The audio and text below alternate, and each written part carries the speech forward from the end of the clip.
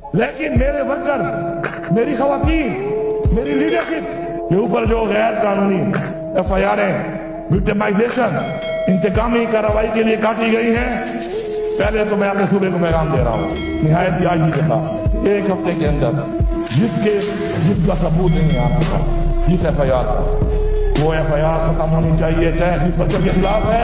اگر ایک ہفتے کے اندر یہ ایف آئی آر ختم نہ کی گئی تو جس نے غلط ایف آئی آر کی ہے میں اصلاح کا موقع ضرور دے رہا ہوں۔ اگر اصلاح کے لیے تیار نہیں ہے تو سزا کے لیے تیار ہو جائے۔ پھر رفضن ایک ایسا نافور ہے جو کہ ملک تباہی کا باعث ہے۔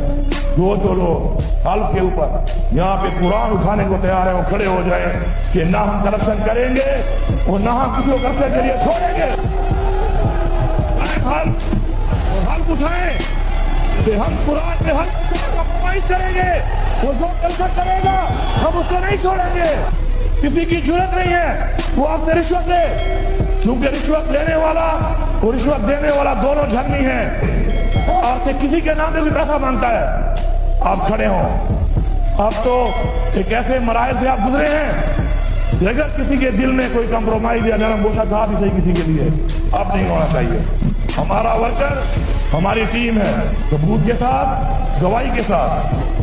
کوئی آپ سے پیسہ لیتا ہے، آپ ہر حد تک کے خلاف جائیں، ہم آپ کو سپورٹ کریں گے اور آپ کے ساتھ ہر حد تک جائیں گے اس کے خلاف۔